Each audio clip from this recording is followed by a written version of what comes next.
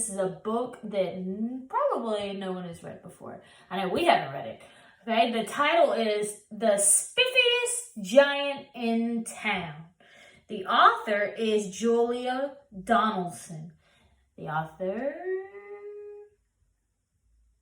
I heard somebody else say it. The author writes the words. The illustrator draws the pictures. Good job. The title, The Spiffiest Giant in Town. We can already see our cover kind of gives away what the story might be about. All right, so we're going to read it and see if our predictions, you can take right now and make a prediction with the title and the pictures and see what you think the story is going to be about. All right, let's read it. Let's see if those predictions are true. George was a giant, the scruffiest giant in town. He always wore the same pair of old brown sandals and the same old patched up gown. I wish I wasn't the scruffiest giant in town, he said sadly. But one day, George noticed a new shop. It was full of spiffy clothes, so he bought a spiffy shirt, a spiffy pair of pants, a spiffy belt, a spiffy striped tie, some spiffy socks with diamonds on the sides, and a pair of spiffy shiny shoes. Now, I'm the spiffiest giant in town, he said proudly. George left his old clothes behind in the shop. He was about to go home when he heard a sound. On the sidewalk stood a giraffe who was sniffling sadly. What's the matter? George asked. It's my neck, said the giraffe. It's so very long and so very cold. I wish I had something long, a warm scarf. Cheer up, said George, and he took off his striped tie. It didn't match my socks anyway, he said. As he wound it around and around the giraffe's neck, it made a wonderful scarf. Thank you, said the giraffe. As George strode back towards home, he sang to himself, My tie is a scarf for a cold giraffe, but look up and down, I'm the spiffiest giant in town. George came to a river. On a boat stood a goat who was bleating loudly. What's the matter? George asked. It's my sail, said the goat. It blew away in a storm. I wish I had a strong new sail for my boat. Cheer up, said George. He took off his new white shirt. It kept coming untucked anyway, he said, and he tied it to the mast of the goat's boat. It made a magnificent sail. Thank you, said the goat. George strode on, singing to himself. My tie is a scarf for the cold giraffe. My shirt's on a boat as a sail for a goat. But look up and down, I'm the spiffiest giant in town. Now, I'll tell you, I hear some rhyming words. See if you can point some out.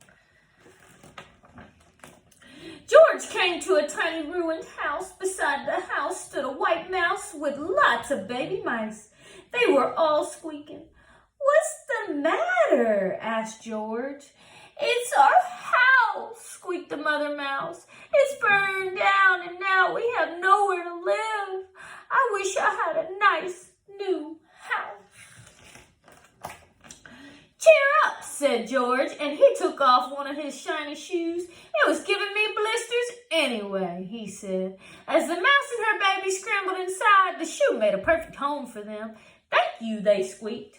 George had to hop along down the road, but he didn't mind. As he hopped, he sang to himself, My tie is a scarf for a cold giraffe. My shirt's on a boat as a sail for a goat. My shoe is a house for a little white mouse. But look me up and down, I'm the spiffiest giant in town. George came to a campsite. Beside a tent stood a fox who was crying. What's the matter? Asked George. It's my sleeping bag, said the fox. I dropped it in a puddle. I wish I had a warm, dry sleeping bag. You think George's gonna help? Cheer up, said George, and he took off one of his socks with diamonds on the side. It was tickling my toes anyway, he said. The fox snuggled into it. It made a very fine sleeping bag. Thank you, said Fox. George hopped on, singing to himself. My tie is a scarf for a cold giraffe. My shirt's on a boat. It says a sail for a goat. My shoe is a house for a little white mouse. One of my socks is a bed for a fox. But look me up and down. I'm the spiffiest giant in town. He's not looking so spiffy anymore, is he? He thinks he is. George came to a big, squishy bog. Beside a bog stood a dog who was howling. What's the matter? Asked George. Remember Bog? That reminds me of another story that we read. Remember the frog and the bog on a log? That log wasn't a log, though. All right, back to George. It's this bag, said the dog. I need to get across, but it keeps getting stuck in the mud. I wish there was some dry, safe path. Cheer up, said George. He took off his spiffy new belt. It was squeezing my tummy anyway, he said. As he laid it down over the bog, it made an excellent path. Thank you, said the dog. The wind started to blow, but George didn't mind. He hopped on, singing to himself. My tie is a scarf for a cold giraffe. My shirt's on a boat as a sail for a goat. My shoe is a house for a little white mouse.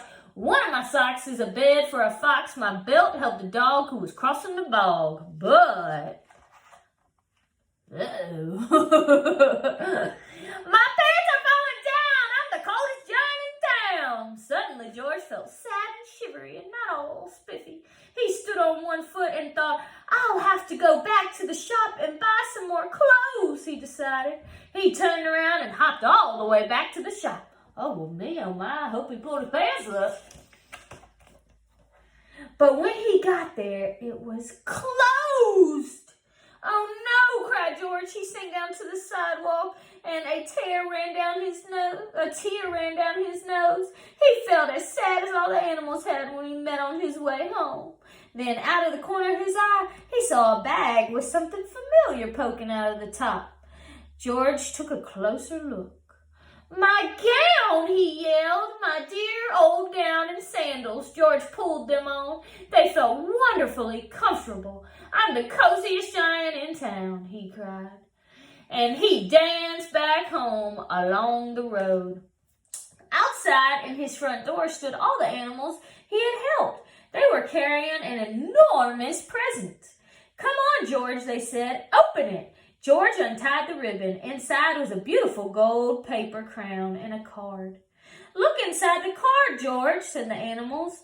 George put on the crown on his head and he opened the card. Inside it said, you gave your scarf to a cold giraffe, your shirt's on a boat as a sail for a goat, your shoe is a house for a little white mouse, one of your socks is a bed for a fox, your belt helped the dog who was crossing the bog. So here is a very fine crown to go with the sandals and gown of the kindest giant in town. The end. Oh, that was sweet. I hope you enjoyed that book as much as me. All right, guys, until next time, miss y'all. Bye.